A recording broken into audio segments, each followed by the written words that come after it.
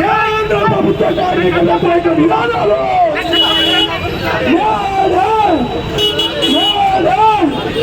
ప్రపంచ కార్మికులారా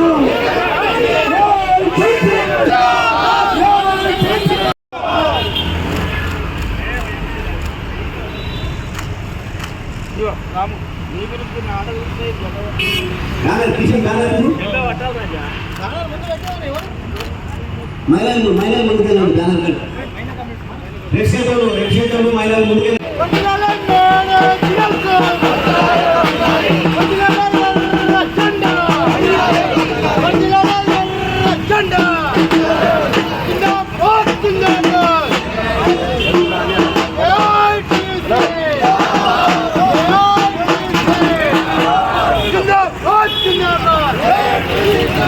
బాగున్నాం అని ఏమి చాలా బాగున్నట్టు నేను అడుగుతా ఉన్నా.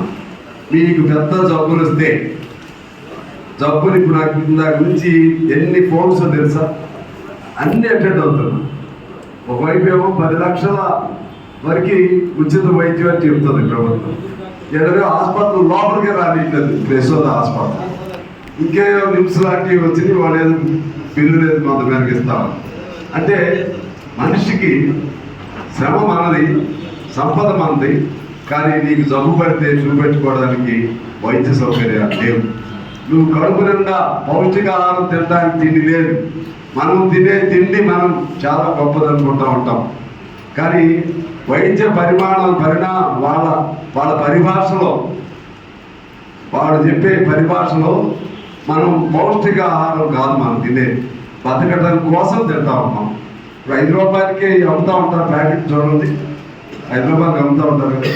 చాలా మంది అక్కడికి వెళ్ళి ఆ పాకెట్స్ కొనుక్కుని తింటూ ఉంటారు. తప్పులేదు, నేను తప్పని అనట్లేదు. అంటే అందులో కొంత సబ్సిడీ ఉండొచ్చు, కానీ ఇంకో అదే పరిస్థితుల్లో మీరు ఒక కాస్ట్లీ హోటల్కి వెళ్ళండి. ఆ హోటల్లో ఒక ప్లేట్ భోజనం 500 ఉంటుంది, 1000 రూపాయలు కూడా ప్లేట్ భోజనాలు ఉంటాయి. అక్కడికి తేడాది కాదు. అంటే విలాసవంతమైనటువంటి జీవితాలు కొంతమంది అనుభవిస్తుంటే అత్యంత దమనీయమైనటువంటి పేదరిక స్థితిని అనుభవించేవాడు మరెంతో మంది ఉన్నారు. అందువల్ల మనం తినే తిండి లెక్క కాదు, మనం వేసుకునే బట్టలు కాదు, మనం చదివించే చదువులు కాదు.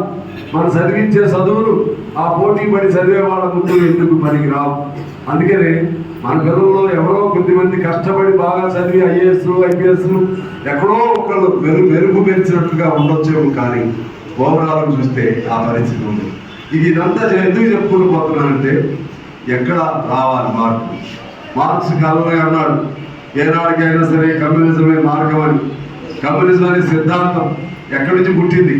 అదనపు శ్రమ, మనం చేసే పనికి పూర్తిగా మన శ్రమకు తగ్గ విలువ కట్టకుండా మన శ్రమను దోపిడీ చేయబట్టి, ఆ శ్రమ మనకి 100 రూపాయలు రోజుకి రావాల్సి ఉంటే 30 రూపాయలు 40 రూపాయలు ఇచ్చి ఆ డబ్బులన్నీ మిగిలిన ఆడు కొట్టేస్తున్నారు. శ్రమ చేసేవాడు ఒకడు, దోపిడీ చేసేవాడు మరొకడు. దోపిడీ చేసేవాడు 5 మంది ఉంటే, సంపదను శ్రమతో సృష్టించేవాళ్ళు 95 మంది ఉన్నారు. ఇప్పుడు ఈ 95 మందిని పరిపాలన చేసేవాళ్ళు ఎవరంటే ఆ 5. ఇది మన అన్ని దేశాల్లో ఇదే పరిస్థితి. సమస్త మానవాళి ఎదుర్కొంటున్న ఇబ్బందులు అవే. మన భారతదేశంలో మరింత ఎక్కువగా ఉంది.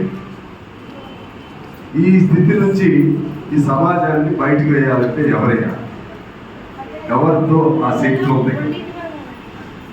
ఇలాగే కొనసాగుతూ ఉంటే జీవసేవలాగా మనుషులు బతుకుతారు. మీరు అనుకోవచ్చు, గతం కంటే మా పిల్లలను చదివించుకుంటున్నాం, మాకు కొద్దిగా అక్షరం వచ్చింది, మా నాయనలు పంచులు కట్టుకుని ఉండేవాళ్ళు, మేము ప్యాంట్ వేసుకుంటున్నాం. అప్పుడేదో తలపడలు చుట్టేవాళ్ళు. మేము ఇప్పుడు క్రాప్తో ఉన్నాం. అప్పుడు కరెంట్ లేదు, ఇప్పుడు కరెంట్ ఉంది. అప్పుడు సౌకర్యాలు రోడ్లు లేవు, ఇప్పుడు రోడ్లు ఉన్నాయి. కాబట్టి మేము బాగున్నామని మీరు అనుకోవచ్చు. ఆ బాగా అంతా మన బాగా కాదు. బానిసలకు కూడా తిండి పెడతారు. పని చేయించడం కోసం ఆ రోజుల్లో రాజులు ఉండేవాడు, పేడలు రాజులు, క్రూరమైన రాజులు. బానిస కాలంలో బానిసలకి పని చేయాలంటే వాడు బతకాలి కదా.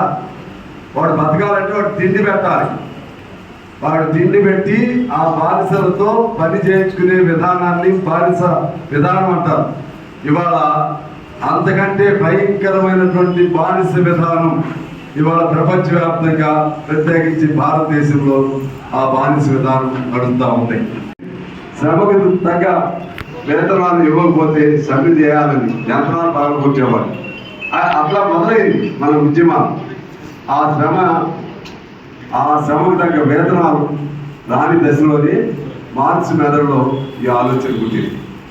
ఆనాడు మార్క్స్ కంటే ముందే ఈ మేడే అది కార్మికులు సహజంగానే వాళ్ళ శ్రమను వాళ్ళకి 8 గంటల పని హక్కు ఇప్పుడు అనుకుంటున్నాం. 8 గంటలు బిడ్డలతో, భార్య పిల్లలతో గడిపే సమయం లేక తిరుగుబాటు వచ్చింది. ముందు తిండిది అదొక భాగం, బానిసత్వం అదొక భాగం, వేతనాలు సాలకపోవడం అదొక భాగం. అటన్నిటికంటే మించి పెట్టి చాకరీ చేసే పరిస్థితుల్లో నుంచి తిరుగుబాటు వచ్చింది. మొదటి యంత్రాలు బాగా కొట్టారు.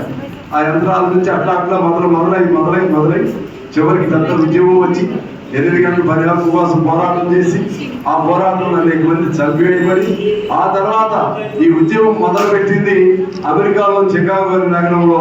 మేము మొదలు పెట్టారు కాబట్టి 90 ఆ ప్రాంతంలో, అంటే 86లో ఇది మొదలెడితే 1890లో చివరికి ప్రపంచవ్యాప్తంగా దీన్ని గుర్తించి మే 1ని కార్మికుల పండగగా జరుపుకోవాలని, దాంతోపాటు 8 గంటల పని ఇవ్వాలని అఫీషియల్ గా అంతర్జాతీయ న్యాయస్థానంలో, కార్మిక న్యాయస్థానంలో అంగీకరించబడినటువంటి రోజు ఈ రోజు.